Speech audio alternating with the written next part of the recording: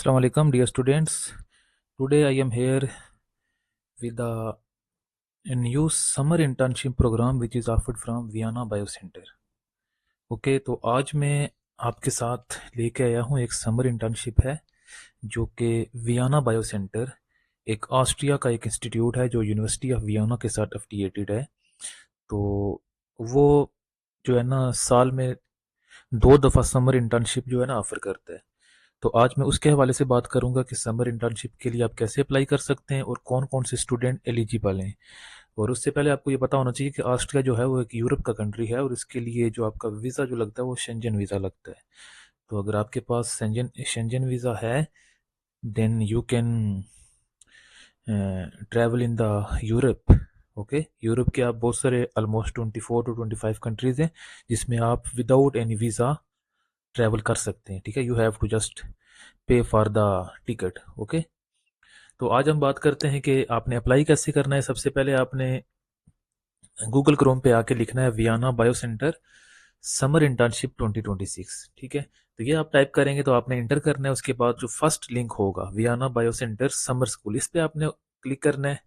तो आपके पास जो फर्स्ट इंटरफेस ओपन होगा, ठीक है, इस पे आपने आ जाना है। ये हमारे पास एक इंटरफेस ओपन हो गया है, ये आप देख सकते हैं। ठीक है, आपने आ जाना है वियना बायोसेंटर समर स्कूल के मेन पेज पे।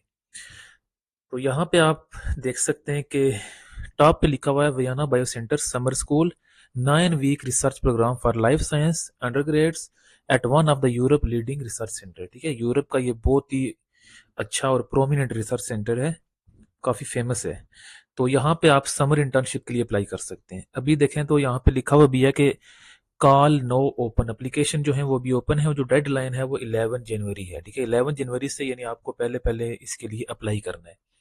अब आपने अप्लाई कैसे करना है और इस समर इंटर्नशिप के लिए कौन कौन से स्टूडेंट्स एलिजिबल हैं, ये मैं सब प्रोसीजर आपको बताऊंगा। और ये जो इंटर्नशिप है ये फुली फंडेड है। ठीक है, अब यहाँ पे आपकी एप्लीकेशन के कोई फ़ी नहीं है। आपने जो अप्लाई करना है उसके कोई आपके पैसे नहीं लगेंगे, आपने बिल्कुल फ्री अप्लाई करना है। ये मैं आपको पूरा प्रोसीजर गाइड करूंगा कि आपने कैसे अप्लाई करना है। उससे पहले मैं आपको ये बता दूं कि जो भी फंडेड स्कॉलरशिप होती है, अगर इंटर्नशिप भी है अगर वो भी फंडेड है तो उसमें उसके डिफरेंट बेनिफिट्स होते हैं। अगर हम बेनिफिट्स की बात करें तो इनकी वेबसाइट पे ऑलरेडी मेंशन है। यहाँ पे आप अगर देख सकें एप्लीकेशन डिटेल एंड बेनिफिट्स। ठीक है, बेनिफिट्स में अगर देखा जाए तो selected fellow receive numerous benefits, free student accommodation. ठीक है, मतलब आपको जो अकोमोडेशन वहाँ पे दी जाएगी वो बिल्कुल फ्री होगी without. So the scholarship offer a stipend of 1400 euro. ठीक है, तो 1400 यूरो जो है वो इसका स्टाइपेंड होगा जो आपको मंथली मिलेगा। और ये स्टाइपेंड जो है वो आपके लिए इनफ है, इसमें आपकी सेविंग भी हो सकती है। ठीक है, 4 to 500 आप यूरो जो है वो सेव भी कर सकते हो। ठीक है, उसके बाद आपको मेडिकल इंश्योरेंस वो आपको फ्री में प्रोवाइड की जाएगी। देन फर्दर अगर बात की जाए तो मैंने आपको ऑलरेडी बताया था कि इसकी कोई एप्लीकेशन फ़ी नहीं है, मतलब कि आप अगर अप्लाई करेंगे तो आपका अप्लाई जो है वो बिल्कुल फ्री हो रहा है, इसके लिए आपको कोई पैसे नहीं देने। ठीक है, नेक्स्ट हमने बात करनी है कि हम अप्लाई कैसे कर सकते हैं। ठीक है, इस इंटर्नशिप के लिए हमने अप्लाई कैसे करना है। और अप्लाई से पहले हमने देखना होता है कि एलिजिबिलिटी क्राइटेरिया, मतलब इस इंटर्नशिप का एलिजिबिलिटी क्राइटेरिया क्या है कि कौन कौन से स्टूडेंट जो हैं वो इसके लिए एलिजिबल हैं। तो हम क्लिक करेंगे हाउ टू अप्लाई पे। ठीक है, इसके बाद नेक्स्ट यहाँ पे डिफरेंट इसका एलिजिबिलिटी क्राइटेरिया आ जाएगा और हमने अप्लाई कैसे करना है। ठीक है, वो एक लिंक यहाँ पे मेंशन है। Before going to apply, apply करने से पहले हमने देखना है यहाँ पे एडिशनल इन्फॉर्मेशन में आप देख सकते हैं कि एलिजिबिलिटी क्राइटेरिया में अगर देखा जाए तो यहाँ पे मेंशन है।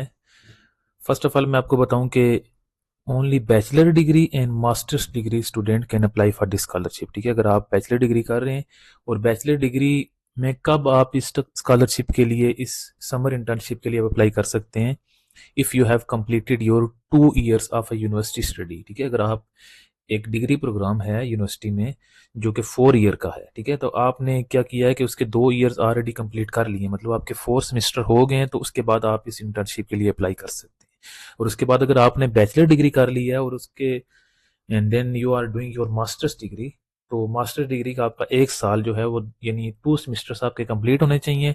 तो उसके बाद आप क्या कर सकते हैं, स्कॉलरशिप के लिए आप अपनी जो एप्लीकेशन है वो सबमिट करा सकते हैं। ठीक है, तो ये इसका एक एलिजिबिलिटी क्राइटेरिया है, ठीक है, तो इसको आपने मीट करना है। अगर आप इसको मीट नहीं कर रहे तो फिर आप अप्लाई नहीं कर सकते। अगर आप थर्ड सेमेस्टर में हैं या फोर्थ में हैं अभी, तो आप इस स्कॉलरशिप के लिए अप्लाई नहीं कर सकेंगे, ठीक है, क्योंकि you have to give the proof the transcript. तो ट्रांसक्रिप्ट में वहाँ पे मेंशन होता है कि आपके कितने सेमेस्टर हो गए। तो अगर आपका ऐसा, अगर आप यूनिवर्सिटी में थर्ड या फोर्थ सेमेस्टर में हैं तो आपको अप्लाई स्कॉलरशिप के लिए आप नहीं कर सकते। लेकिन तब भी अगर आप अप्लाई करना चाहते हैं for the experience, then you should apply, आप अप्लाई कर सकते हैं, ठीक है। वो ये नहीं है कि आप बिल्कुल ही इसके लिए आप एप्लीकेशन नहीं सबमिट कर सकते, ठीक है। आप एक्सपीरियंस के लिए मैं कहता हूँ कि आपको एप्लीकेशन सबमिट करनी चाहिए, कि आपको इससे पता चल जाएगा कि आप यानी यूनिवर्सिटी में यानी बाहर जो स्कॉलरशिप्स होती हैं डिफरेंट, वहाँ पे अप्लाई कैसे करते हैं, ठीक है। तो ये आप इन चीज़ों पे मस्ट अप्लाई किया करें। बेशक वहाँ पे आप का प्रोग्राम ऑफर नहीं हो रहा, लेकिन आपको इन चीज़ों से आइडिया हो जाता है, आपका एक्सपीरियंस इस चीज़ से बनता है, आप एक्सपीरियंस गेन करते हैं। देन फर्दर ये है कि 3 मंथ रिसर्च एक्सपीरियंस, ठीक है, आपके पास कोई रिसर्च एक्सपीरियंस होना चाहिए। अगर आपने कोई इंटर्नशिप की हुई है तो ये आपके लिए एक एक्स्ट्रा पॉइंट होगा। गुड एकेडमिक रिकॉर्ड, ठीक है, आपका एकेडमिक जो रिकॉर्ड है, मतलब आपका CGPA वगैरह अच्छा होना चाहिए। High level of English language, मतलब इंग्लिश लैंग्वेज का यहाँ पे कोई सर्टिफिकेशन नहीं मांगी गई है, IELTS या टोफल वगैरह, आपको बस इंग्लिश बोलनी आनी चाहिए, ठीक है। उसके पास आपके पास यूनिवर्सिटी का जो एक मेन यहाँ पे लेटर जो रिक्वायर्ड होगा, वो आपके पास एविडेंस ऑफ इनरोलमेंट, मतलब आपने जो भी आपका डिपार्टमेंट होगा वहाँ से आपने क्या करना है, उनके HOD जो होंगे उनसे आपने इनरोलमेंट लेटर लेना है, कि वहाँ पे मेंशन होगा कि ये जो स्टूडेंट है ये करंटली इस यूनिवर्सिटी में है और इस डिग्री प्रोग्राम में है, और इसका ये वाला सेमेस्टर चल रहा है, ठीक है। फोर्थ सेमेस्टर है, फिफ्थ सेमेस्टर है, फिफ्थ हो सकता है, सिक्स्थ हो सकते हैं, ठीक है। तो ये एक इसके लिए रिक्वायरमेंट है कि ऑफिशियल एविडेंस ऑफ इनरोलमेंट, ठीक है, वो आपने डिपार्टमेंट से ऑफिशियल एक लेटर लेना है। Then you have to submit this letter, ठीक है। अगर ये लेटर आपके पास नहीं होगा तो आप इसके लिए अप्लाई नहीं कर सकते। तो फर्दर यहाँ पे कुछ और भी है कि ऑलमोस्ट कुछ स्टूडेंट एलिजिबल नहीं भी हैं उसमें। Veterinary medicine, medical engineering, agriculture, pharmacy, zoology, ये जो स्टूडेंट हैं ये इस इंटर्नशिप के लिए अप्लाई नहीं कर सकते। बाकी इसके अलावा जो भी अलाइड हेल्थ साइंसेज के जितने भी बाकी डिसिप्लिन हैं, वो सब स्टूडेंट जो हैं वो स्कॉलरशिप के लिए, इस समर इंटर्नशिप के लिए अप्लाई कर सकते हैं। मेरी आपसे ये रिक्वेस्ट है कि आप जो है ना इस इंटर्नशिप के लिए लाजमी अप्लाई करें। अगर आप एलिजिबिलिटी क्राइटेरिया को मीट नहीं भी कर रहे, ठीक है, तब भी आप अप्लाई करें, आपको चीज़ों का पता चलेगा, आपको आइडिया होगा कि इंटर्नशिप के लिए अप्लाई कैसे करते हैं, कौन कौन सी चीज़ें रिक्वायर्ड होती हैं।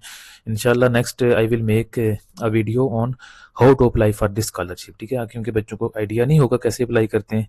तो स्टे ट्यून्ड, तो चैनल को लाइक एंड सब्सक्राइब कर दें। होप सो आपको वीडियो अच्छी लगी होगी। Thank you.